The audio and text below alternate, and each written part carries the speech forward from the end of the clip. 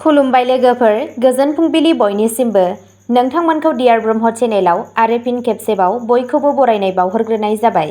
आं दिनै नोंथांमोननि सिगाङाव आरोबाव माखासे सानसेनि खौरां लानानै फैबावलायबाय। आसा खालामो नोंथांमोनहा खौरांखौ खोनासंनानै मोजां मोनगोन। गिबि खौराङावनो दङ, 100 कौटि रां थिसननाय केलेंकारिनि दायाव आसामनि आइजोखौ हमदों। नंखाय फालांगि बिथांखिनि गेजेरजों गामियारिफोरखौ 100 कौटिसो रां थगायनायनि दायाव बाक्सा जिल्लानि माइनाव ब्रह्मखौ गुवाहाटी बिरखं गाथोनाव खानाय जादों। केलेंकारिया सोराङाव फैनायनि उनाव बियो दिल्लीयाव थाखोमानानै दंमोन।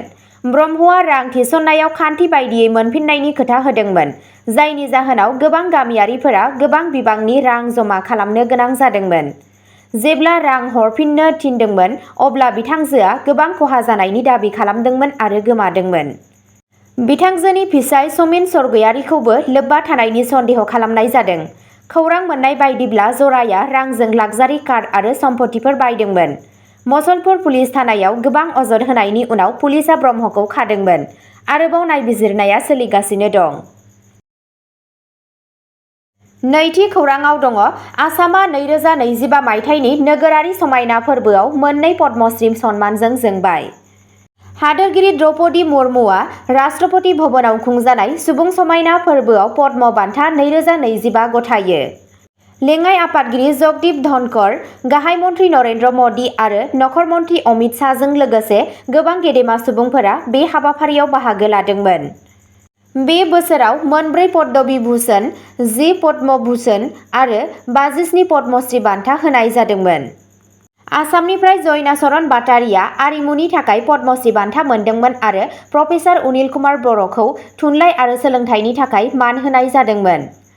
सा-सानजानि गुबुन पद्मश्री बान्था मोनगिरिफोरनि गेजेराव त्रिपुरानि प्रफेसार अरुणोदय साहा, मेघालयनि प्रफेसार डेभिड आर. सिएमली आरो सिक्किमनिफ्राय नरेन गुरुं दं। बान्था मोनगिरिफोरा दिनै हायुंआरि दावहा गोसोखां खाम्फाखौ नायदिंहैगोन। थामथि खौराङाव दङ, भारतआ जिद' पाकिस्ताननि इउटुब चेनेलखौ बन्द खालामदों। भारत सोरखारा मोन 10 पाकिस्ताननि इउटुब चेनेलखौ बन्द खालामदोंमोन। बे चेनेलफोरनि सायाव भारतनि रौनिया आरो हायुंआरि रैखाथिनि बेरेखायै नंखाय आरो थुलुंगा होग्रा आयदा फोसावनायनि दाय होनाय जादोंमोन। डन निउज, जिअ निउज आरो सामा टिभि बायदि गाहाय खौरां चेनेलफोरा होबथाजानायफोरनि गेजेराव दंमोन। बे खामानिया बावैसो जम्मु काश्मीरनि पहेलगाम आरो उदखारि गाग्लोबनायनि उनाव जादोंमोन, जेराव सा 16 नोगोरारिफोरा जिउ गोमादोंमोन। भारतआ गाग्लोबनायनि थाखाय पाकिस्ताननि सिमा बारनाय हानजाफोरखौ दायनिगिरि खालामो। बेनि फिननाय महरै भारतआ पाकिस्तानजों गावसोरनि राजगारावारि सोमोन्दोखौबो गाहाय खालामदों, सिन्धु दै गोरोबथाखौ दोनथ'दों आरो अटारी हा सिमाखौ बन्द खालामदों। सोरखारा बुंदोंमोन दि बे आगानफोरा गोरोन्थि फोरमायथिखौ जुजिनो आरो हादरखौ रैखाथि होनो थाखाय गोनांथार। भारतआ उदखारिनि जायगायाव उदखारिफोर सोदोबखौ बाहायनायनि थाखाय माखासे गुबुन हादोरारि फोसाव बिजोंफोरखौ सोंखारिदोंमोन। ब्रैथि खौराङाव दङ, आसाम सिएम हिमन्त बिश्व शर्माया डिब्रुगड़नि फोनांजाबनायखौ बांहोनो थाखाय गोदान फ्लाइअभार बेखेवदों। मैया आसामनि गिबि मन्त्रि हिमन्त बिश्व शर्माया डिब्रुगड़आव मोननै गोदान फ्लाइअभार बेखेवदों। अमलापट्टी जंक्शन फ्लाइअभार, जाय 1.47 किल'मिटार गोलाव, बेखौ 158 कौटि रां बाहायनानै लुनाय जादोंमोन। लाहौल बरडुबी तिनिसुकिया लामायाव नैथि फ्लाइअभारआ 1.48 किल'मिटार गोलाव आरो बेनि थाखाय 72 कौटि रां बाहायनाय जायो। बे मावथांखिफोरनि थांखिया नोगोराव ट्रेफिक जामखौ बाङाइ खालामनाय आरो दावबायनायखौ साबसिन खालामनाय। गिबि मन्थ्रिया बुंदोंमोन दि डिब्रुगड़खौ आसामनि नैथि राजथावनि महरै जौगाहोनाय जादों। बिथाङा मोनसे गोदान 4-लेन राजालामा मावथांखिखौबो फोसावदोंमोन, जाय गुवाहाटी आरो डिब्रुगड़नि गेजेराव दावबायनायनि समखौ 8 घन्टानिफ्राय खमायनानै 5 घन्टाल' खालामगोन। बे मावथांखिया 2026 मायथाइनि रायजो बिसायख'थिनि सिगां जोबनायनि आसा दं। बाथि खौराङाव दङ, आसाम स्किल इउनिभारसिटिया 2025-26 मायथाइनि थाखाय मुं थिसननायखौ फोसावबाय। डिप्ल'मा, इउजि, फोरमानलाइ आरो पिजि फरायसालिफोरनि थाखाय दानो आर'जलाइ हो। आसाम स्किल मुलुगसोलोंसालिया दा फैगौ सोलोंथायारि बोसोर 2025-26 नि थाखाय गोबां सोलोंथायारि हाबाफारिनि थाखाय आर'जलाइ हांख्रायहरदों। फरायसाफोरा दारिमिनथियारि रोंग'थिफोरजों सुजुजानो थाखाय डिजाइन खालामजानाय गुबुन गुबुन आयदाफोराव डिप्ल'मा, ग्रेजुवेट, फोरमानलाइ आरो पस्ट ग्रेजुवेट फरायफारिफोरनि थाखाय आर'ज गाबनो हागोन। अनलाइन आर'जलाइ बिखान्थिया 30 एप्रिल 2025 मायथाइयाव खुलिगोन। गोसो गुदुं बिनायसाफोरखौ asu.ac.in मायथाइयाव मावख'आरि मुलुगसोलोंसालिनि वेबसाइटआव थांनानै थाबैनो आर'ज होनो थाखाय थुलुंगा होनाय जायो। सोरखारि स्किल इन्डिया हाबाफारिजों लोब्बा लाखिनानै ASUआ आथिखालनि बादायलु साख्रिनि हाथायाव जौगानो थाखाय गोनां रोंग'थिजों फरायसाफोरखौ गोहो होनायनि थांखिजों गोदान आरो जिउ राहा मिरुआरि सोलोंथायारि खाबुफोर होयो। आसाम स्किल मुलुगसोलोंसालिजों गावनि इयुननि फारसे गिबि आगानखौ ला। मिस दाखालाम, दानो आर'ज खालाम। बांसिन गुदि खिथा मिथिनो थाखाय asu.ac.in आव थां। 6थि खौराङाव दङ आसामनि उदालगुरियाव हाग्रानि मैदेरा 56 बोसोर बैसोनि सुबुंखौ बुथारदों। मावख'गिरिफोरा फोरमायनाय बायदिब्ला उदालगुरि जिल्लानि माजुलि साहा बागाननि सिङाव हाग्रानि मैदेरा सासे 56 बोसोर बैसोनि सुबुंखौ बुथारदों। बुथारजानाय भुटिया कर्मकारा गावनि बोरमाफोरनि थाखाय बिलाइ लायनो थांदोंमोन जेब्ला मासे हारसिं मैदेरा बिथांखौ गाग्लोबदोंमोन। बिथाङा जायगायावनो जिउ गोमायो। मावख'आरिफोरा मुंख'दोंमोन दि बे मैदेरानो माखासे समनिफ्रायनो बे ओनसोलाव गिदिंगासिनो दंमोन। बे दाननि जागायजेननायाव आसामनि गसाइगाव महकुमानि रायमना माहारियारि पार्कनि साखाथियाव हाग्रानि मैदेरा पुरेन गयारी मुंनि सासे सुबुंखौ बुथारदोंमोन। गयारीया बिहु फालिथायनि समाव मोनसे मोसौ गुमग्रा पास नागिरनो ओंखारलांदोंमोन जेब्ला मैदेरनि फालोआ हाग्रा ओनसोलनि साखाथियाव बिथांखौ गाग्लोबदोंमोन। जायगानि सुबुंफोरा बे ओनसोलाव गले-गले मैदेरनि गाग्लोबनायखौ लानानै जिंगा सिखांदों। 7थि खौराङाव दङ पाठशालायाव हाखराव गोग्लैना थाखो 8नि फरायसानि जिउ खहा। 27 एप्रिलखालि आसामनि कालीघाट खाथिनि पाठशालायाव सोमोनांथावै हाखराव गोग्लैना सासे 8 थाखोनि फरायसाया जिउ खोमादोंमोन।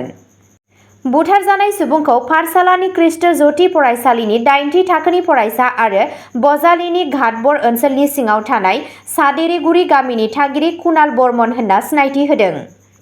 गिबि रिपर्टफोरनि बायदिब्ला कुणालआ फुङाव साब्रै लोगोफोरजों लोगोसे गोजान फोथाराव ओंखारलांदोंमोन। गाहाय लामानिफ्राय गोजानाव थाङो। जाब्रबथाय जानायनि सिगां हानजाया ओनसोलाव गोबां सम हगारदोंमोन। सोमोनांथावना जाब्रबथायनि उनाव कुणालनि लोगोफोरा जाथाय जायगानिफ्राय खारखोमालाङो। खौरां मोननायनि उनाव पाठशाला पुलिसआ स्टेट डिजास्टार्स रेसपन्स फर्स (SDRF) जों लोगोसे रैखाथि हाबाफारि जागायदोंमोन। SDRFनि हानजाया जोबनायाव कुणालनि गोथै सह'खौ हाखरनिफ्राय बोखांनो हादोंमोन। बिबानगिरिफोरा बै थासारिफोरखौ थि खालामनो थाखाय मोनसे नायबिजिरनाय जागायदों जाय हौवासाफोरखौ गोथौ फोथाराव लांदोंमोन मानोना बिसोरनि मावनायनि जाहोनफोरा रोखा नङा आरो सन्देह गोनां सानजायो। बे हारिया बेबादि दुखुनांथाव आरो सोमोनांथाव थासारियाव हरखाबै सासे लाइमोन जिउ खोमानांनायाव दुखु फोरमायो। 8थि खौराङाव दङ चुराचान्दपुराव बिसिखौ देहायारि गाग्लोबनायनि दायाव मणिपुरनि सासे सुबुंखौ हमदों। मणिपुरनि सुबुङा बिसिनि हेंथायै नखरारि हिंसानि थाखाय खाजादों। बिबानगिरिफोरा न्याय होनायनि समायखिरा लानायजों नायबिजिरनाया सोलिगासिनो दं। 25 बोसोर बैसोनि नेंनेहयनि हेंथायै नखरारि हिंसानि मोनसे गसरजों सोमोन्दो थानाय मोनसे लिरनाय अजदनि सायाव बिथा खालामनानै मणिपुरनि आइजो पुलिस थाना चुराचान्दपुराव मोनसे लाथिख' FIR रेबथुमनाय जादोंमोन। गाग्लोबजानाय, जाय बिष्णुपुरनि टंजेंनि थागिबि, मिथिनाय बायदिब्ला बिथांजोनि फिसाय खैडेम नावसा आरो बिथांनि नखरनि गुबुन सोद्रोमाफोरा देहायारि गाज्रि आखु दिन्थिदोंमोन। जाथायनि उनाव नेंनेहयआ आथिखालाव चुराचान्दपुरनि जिल्लायाव देहा फाहामसालियाव फाहामथाय लागासिनो दं।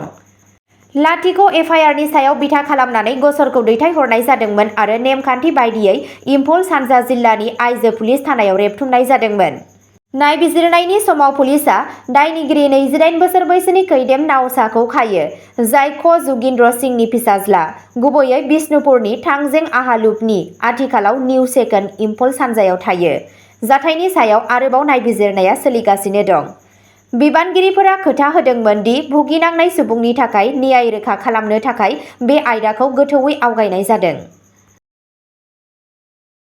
9थि खौराङाव दङ आइजलाव अन्थाइ सौग्रावनायनि जाहोनाव नखरनि 3 सुबुंनि जिउ खहा, सासे जोखोम।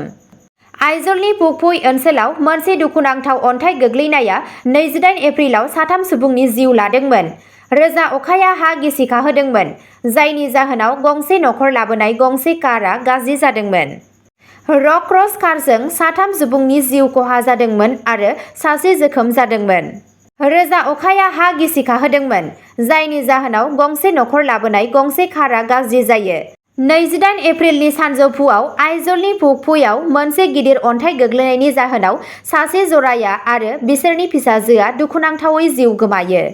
बिथांमोनहा बुंदोंमोन दि बे जाथाया बेलासिनि 3:30 रिंगासोआव फुकफुय ओनसोलाव जादोंमोन जेब्ला खहा जानांनायफोरा 35 किल'मिटारसो गोजानाव थानाय लेंफुय बिरखं गाथोननिफ्राय आइजल फारसे फैफिनगासिनो दंमोन। जराया आरो बिसोरनि फिसाजोआ जायगायावनो जिउ गोमादोंमोन। फारसेथिं बिथांमोननि फिसाज्लाया जाय कार सालायगासिनो दंमोन बियो जोखोम जादोंमोन। रोजा अखा हानायनि जाहोनाव अन्थाइआ गोग्लैदोंमोन, जाय गोबां घन्टासिम सोलिबाय थादोंमोन। मावख'आरिफोरनि बायदिब्ला नखरनि सोद्रोमाफोरा गंसे हुन्डाइ कारजों दावबायगासिनो दंमोन जेब्ला जाब्रबथाया जादोंमोन। थैनायफोरनि सिनायथिखौ लालरिन लियाना, बिथांनि बिसि लुंथियाबी आरो बिसोरनि फिसाजो बनलाल हुयाई महरै खालामनाय जादोंमोन। पुलिसआ बुंदोंमोन दि बिसोरनि फिसाज्लाया कारखौ सालायगासिनो दंमोन, जाब्रबथायनिफ्राय बारग'दोंमोन नाथाय गोब्राब जखम जादोंमोन आरो बिथांखौ देहा फाहामसालियाव थिसननाय जादोंमोन। गोबां नाजानायनि उनाव गोथै सह'खौ बोखांनाय जादोंमोन मानोना कारआ आबुङै गाज्रि जादोंमोन। अब्ला दिनैनि खौरांआ एसेनोसै। नोंथांमोनहा जुदि सोरबाफोर सानसेनि फानजामुथि नायनानै मोजां मोनो अब्ला स्क्रिनआव होनाय चेनेल बड' इनफ' पइन्टआव थांनानै नायहैनो हागोन। चेनेलनि लिंकखौ डिस्क्रिप्शनाव होनाय जादों। गोजोन्थों।